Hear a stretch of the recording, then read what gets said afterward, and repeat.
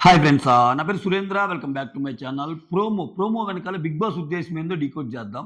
అంటే ఒక మాట అంటాడు కదా నాగ్ సారు. సో, వీళ్ళిద్దరిలో ఎవరెళ్ళిపోతున్నారనుకుంటున్నారని అందరిని అడిగాక, మీ ఉద్దేశ్యం సరే, అసలు ఆడియన్స్ ఉద్దేశ్యం ఏమైముంటది తేల్చేద్దామని చెప్పి ఒక లైఫ్ లైన్ లాంటి ప్రాసెస్ పెట్టి, ఇది ప్యూర్‌లీ ఆడియన్స్ ఓటింగ్ ద్వారానే జరిగిందని చెప్తున్నారు కాబట్టి, ఖచ్చితంగా ఫ్లోరాకి తక్కువ ఓట్లు వచ్చినియని మనం అర్థం చేసుకోవాలి. ఇంక 'బిగ్ బాస్' వాళ్ళు చెప్పారు కాబట్టి. సో, రీతూకి ఫ్లోరా కంటే ఎక్కువ వచ్చుండొచ్చు. As per promo.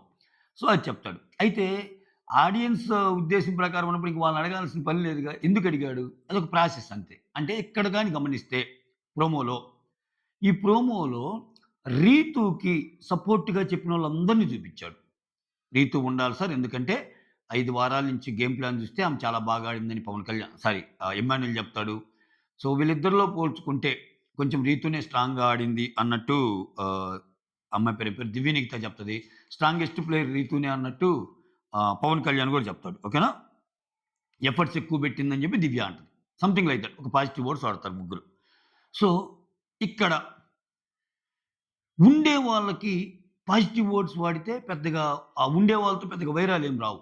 ఇప్పుడు ఎలాగో ఫ్లోరాకి నెగెటివ్ చెప్పినా, ఫ్లోరా ఆడలేదని చెప్పినా, ఫ్లోరా ఎళ్ళిపోతే ఇంకేముంటది ఫ్లోరాతో ఫైటు. బట్ రీతూతో ఇక్కడ ఇక్కడ నేను అనుకుంటుందేంటంటే, బిగ్ బాస్ అడిగిన క్వెషన్‌కి ఏ ఒక్కరైనా ఫ్లోరా ఉండొచ్చు, ఫ్లోరా ఉంటదనుకుంటున్నాను, రీతూ పోద్దనుకుంటున్నాను అని సమాధానం ఎవరైనా చెప్పారా? అది ఆ రీడ్ బిట్వీన్ ది లైన్స్ అనేది మనం ప్రోమో నుంచి కొంచెం లాగొచ్చు. అంటే నిజంగా యునానిమస్‌గా ఫ్లోరానే పోవచ్చంటే ఏ గొడవలు లేదు.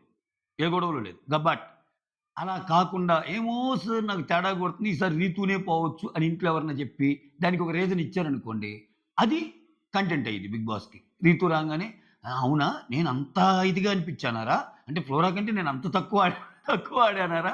అలానారా? ఇలానారా? అని వచ్చే ఛాన్స్ ఉంటది. సో, నేను మీకు డైరెక్ట్‌గా ప్రోమో అనాలిసిస్ చెప్పొచ్చు. ఇది జరిగిందని. జస్ట్ దానికి అంటే ఒక ప్రోమో చూసినప్పుడు దాని దానికి మించి ఏమన్నా జరిగుండొచ్చా అనేది ప్రయత్నం చేస్తున్నాను. నేను ఎప్పటికప్పుడు అది చెప్పే ప్రయత్నం చేశా.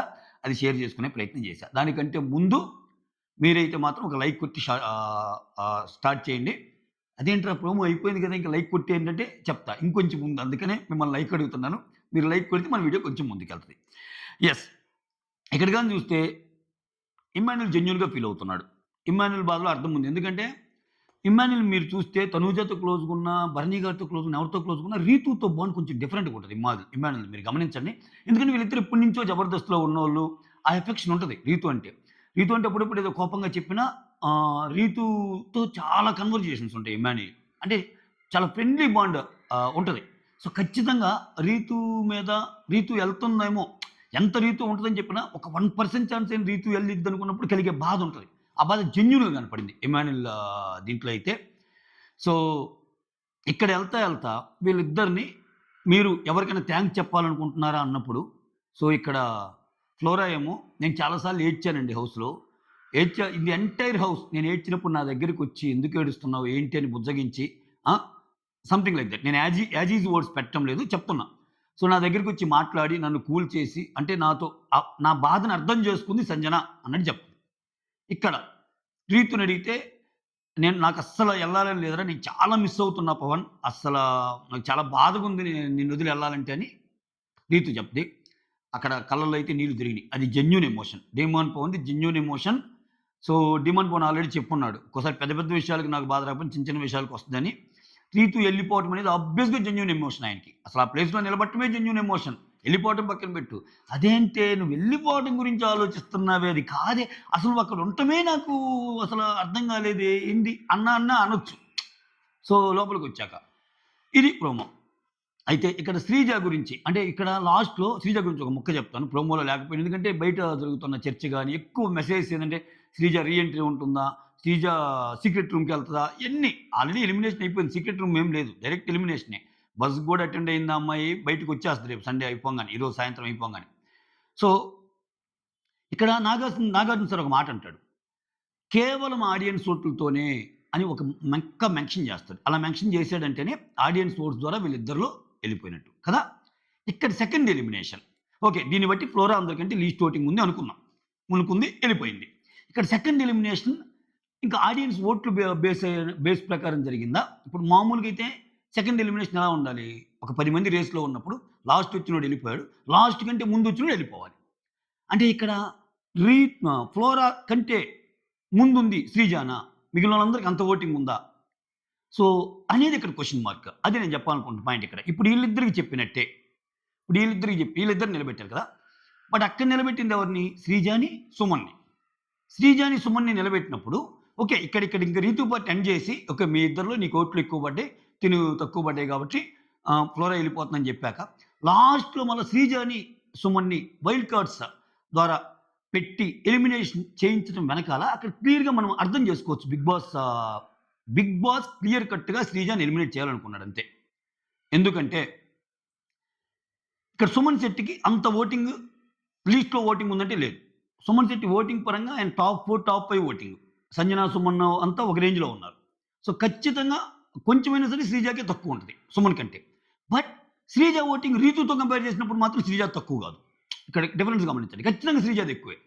సో, ఇక్కడ ఈళ్ళిద్దరిలోనే రీతు కంటే ఫ్లోరాకి తక్కువ కాబట్టి ఆపేసి వాళ్ళిద్దరిది అసలు ఎంటైర్ ప్రాసెస్ ఆడియన్స్ ఓట్ల ప్రకారం ఎళ్ళిపోయింది ఇంకా. ఈళ్ళిద్దరిలో ఫ్లోరా ఎళ్ళిపోయింది. బట్ ఈ ప్రాసెస్ డిఫరెంట్ ప్రాసెస్ అని చెప్పే ప్రయత్నం చేస్తాడా వైల్డ్ కార్డ్స్ ద్వారా? ఆ ప్రయత్నం చేస్తానే ఒకవేళ వీళ్ళిద్దరిలో ఇప్పుడు చెప్పినట్టు ఇది కేవలం ఆడియన్స్ ఓట్స్ ద్వారా జరుగుతుందని చెప్పినట్టు ఇక్కడ శ్రీజ, సుమన్‌కి ఏం చేస్తారు? వైల్డ్ కార్డ్స్ లోపలికెళ్లారంట. నలుగురేమో శ్రీజ పేరు చెప్పారంట. ఎళ్ళిపోవాలని. ఇద్దరేమో సుమన్ పేరు చెప్పారంట. అంతా అయిపోయాక అమ్మ శ్రీజ ఇది ప్రాసెస్ ప్రకారం జరుగుతున్నదైనా ఓటింగ్‌లో సుమన్ నీకంటే ముందున్నాడు అని ఏమైనా చెప్తారా? అంటే ఆ అనుమానాన్ని తెరదించడానికి. ఇది మామూలుగా ప్రాసెస్ ప్రకారం జరుగుతున్నా ఒక్కసారి ఓట్లు కూడా చూసినా సుమన్‌కి నీకంటే ఎక్కువున్నాయి అని చెప్పే ప్రయత్నం చేస్తారా? ఎందుకంటే ఇటువంటి రివీల్ చేస్తుంటారు ఒక్కోసారి. సో, మళ్ళా ఇంకో క్వెషన్ వస్తుంది మనకి. ఓకే. శ్రీజకి, సుమన్‌కి కంపేర్ చేసి సుమన్‌కి నీకంటే ఎక్కువనే అన్నారు. శ్రీజకి రీతుకి కంపేర్ చేయాలి గదా! అప్పుడు కదా తెలిసేది ఇంకో ఎలిమినేషన్ ఎవరని అన్నప్పుడు మళ్ళా క్వెషన్ మార్క్ వస్తాయి. ఇక్కడ చాలా మెలికలున్నాయి. చూద్దాం. I'm eagerly waiting for the episode. దాంట్లో ఇంకొంచెం ఎక్కువ డీకోడ్ చేయొచ్చు. ఎందుకంటే మనకు వస్తున్న అప్డేట్‌లన్నీ ఏదో జస్ట్ లైక్ దట్ అలా వచ్చినా ఒక్కోసారి దాంట్లో చిన్న చిన్న ట్విస్ట్‌లుంటాయి. అక్కడ ఏదో జరిగితే ఏదో అర్థం చేసుకొని బయటికి ఏదో అప్డేట్ ఇచ్చేవాళ్ళు ఉంటారు. అట్లా కాకుండా అసలేం జరిగింది? రీతు ఎలా ఎలిమినేట్ అయింది? రీతు ఎలిమినేషన్ అయితే ఫ్లోరా ఎలా ఎలిమినేట్ అయింది? ఎలా ఎలిమినేట్ ఫ్లోరా ఎలిమినేషన్ అయితే పక్కా చూపించేసాడు. సో, నెక్స్ట్ ఎలిమినేషన్ చాలా ఇంట్రెస్టింగ్ అనమాట. యెస్. ఇక్కడ ఇంకోటి ఏం చెప్తున్నా అంటే శ్రీజ రీ ఎంట్రీ ఉంటుందా? అంత ఈజీగా ఉండదండి. శ్రీజని వెంటనే మళ్ళా అసల నెక్స్ట్ సీజన్‌లోనే తీసుకోవచ్చా? తీసుకోరు. ఎందుకు చెప్తున్నానంటే వినండి. ఇప్పటికిప్పుడు ఈ హీట్ ఆఫ్ ది మూమెంట్ అంటే తీసుకుంటే వెల్ అండ్ గుడ్. తీసుకుంటే ఈవెన్ నేను కూడా హ్యాపీనే. ఎందుకంటే ఆ అమ్మాయి చాలా బాగా ఆడే అమ్మాయి. కానీ ఎందుకు అంటున్నానంటే ఆల్రెడీ ఈసారి కామనర్స్‌ని తీసుకొని వాళ్ళు ఆరుగురిలో అక్కడ పెర్ఫార్మ్ చేసిందొకటి, ఇక్కడికొచ్చాక జరిగిందొకటి. ఎక్కువ మంది మద్దతు కూడగట్టుకోలేరు. ఫస్ట్ 3 వీక్స్ చాలా క్రూషియల్. ఆ ఫస్ట్ 3 వీక్స్‌లో వాళ్ళని పెట్టిందే టెనెంట్‌గా అందుకు. టెనెంట్‌గా పెట్టినోళ్ళకి పెర్ఫార్మెన్స్ ఎక్కువుంటది స్కోపు. వాళ్ళు ఓనర్స్‌గా పెట్టింది. ఓనర్స్‌గా పెట్టినోళ్ళు ఎలా బిహేవ్ చేస్తారన్నదే గదా! సో, ఆ ఫస్ట్ 2 వీక్స్ వాళ్ళు దాన్ని ఇది చేసుకోలేకపోయారు. విపరీతమైన రూల్స్ పెట్టి బిగ్ బాస్ గేమ్ పేరు మీద లోపలికి రావాలంటే పర్మిషన్, బయటికెళ్ళాలంటే పర్మిషన్, అన్నం తినాలంటే పర్మిషన్, ఏదైనా వాటర్ తాగాలన్న పర్మిషన్ ఇట్లా రకరకాలుగా. ఒకరు కాదు. మళ్ళా ఇద్దరు పర్మిషన్‌లు. ఇక్కడ మనీష్ ఏమో నేనిచ్చాను పర్మిషన్ అంటే నేనివ్వలేదు కదా! అని ప్రియా అంటది. నేనిచ్చాను కదా! అని శ్రీజ నేనివ్వలేదు కదా! అంటది. అంటే ఒక మనిషి లోపలికి రావడానికి కూడా అన్ని పర్మిషన్‌లు పెట్టారు. ఓకే. ఇస్తాడు. బిగ్ బాస్ రూల్స్ ఇస్తాడు. దాన్ని ఏ విధంగా నువ్వు ఆడావన్నది కూడా ఇంపార్టెంట్ కదా! ఇక్కడ శ్రీజ విషయంలో ఏమైందంటే ఇప్పటికిప్పుడు అనిపిస్తుంది హీట్ ఆఫ్ ది మూమెంట్‌లో అయ్యో! శ్రీజ ఎళ్ళిపోయింది కదా! చాలా బాగా ఆడినా అన్యాయం జరిగింది కాబట్టి శ్రీజ బ్యాక్ రావాలని. It's too early to say. ఎందుకంటే రిటర్న్ తీసుకుంటారని నేను అనుకోవటంలో. ఎందుకంటే ఇక్కడ చాలా మంది జనాలున్నారు ఇంకా. అసలిప్పుడు ఉన్నోళ్ళలోనే డబుల్ ఎలిమినేషన్‌లు జరిగితేనే ఈ డబుల్ ఎలిమినేషన్ కాకుండా ఇంకో డబుల్ ఎలిమినేషన్ జరిగితేనే ఇంకా 6 మెంబర్స్ ఉంటారు ఫైనల్‌కి. ఒకవేళ ఫైనల్‌లో 5 పెట్టాలనుకుంటే ఫైనల్ మిడ్ వీక్ ఎలిమినేషన్ లేకుండా ఇంకో 2 డబుల్ ఎలిమినేషన్‌లు జరగాల. అంత కథున్నప్పుడు మళ్ళా అదిస్తే మళ్ళా జనాలు పెరుగుతారు. ఇంకొకటి ఇప్పుడు ఎలా మనకి అనిపిస్తుందో శ్రీజ అన్‌ఫెయిర్ ఎలిమినేషన్‌ని గేమ్ పోయే కొద్దీ టాప్ 6లో, టాప్ 7లో ఉండేవాళ్ళు ఒకరిద్దరు పోతారు ఆడదాకొచ్చి. అప్పుడు అక్కడ కూడా మనకు అన్‌ఫెయిర్ ఎలిమినేషన్ అయ్యిద్ది. కొంతమంది అట్ట అనిపిస్తాయి. సో, బిగ్ బాస్ జనరల్‌గా సెకండ్ ఛాన్స్ ఇవ్వాలంటే అంటే ఆమె ఆర్ అతను చాలా వాల్యూ యాడ్ అవ్వాలి బిగ్ బాస్ షోకి. సో, అంత చూస్తారు. అన్ని రకాలుగా చూస్తారు. Not only arguments, not only fights ఏ రకంగా అయినా అంటే బిగ్ బాస్ టీఆర్‌పీ పెంచడంలో ఈళ్ళ పాత్ర ఏంది అనేది చూస్తారు. సో, అటువంటప్పుడు ఇప్పుడు అఖిల్‌కిచ్చారు అవకాశం. గౌతమ్‌కిచ్చారు. లేకపోతే ఇంకొకరికిచ్చారు. వాళ్ళంతా రన్నర్సు. అఖిల్ ఏమో రన్నరు. ఇతనేమో ఆల్‌మోస్ట్ టాప్ 5లో స్థానం లేకుండా మ్యాజిక్ చేసి తీసేస్తాడు. కేవలం అంబటి అర్జున్ కోసం గౌతమ్‌ని తీసేస్తారు.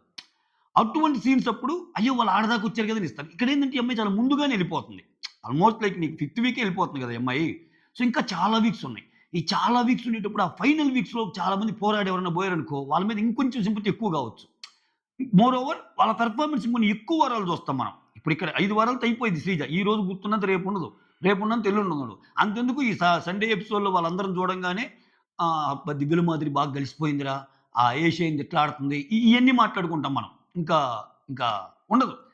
ఏందంటే నిన్న జరిగిన ఎపిసోడ్ మీద ఆ హీట్ ఉంటది. అందువల్ల అలా అనుకుంటారు తప్పితే అలా జరగవని నేను అనుకుంటున్నా. ఓకేనా?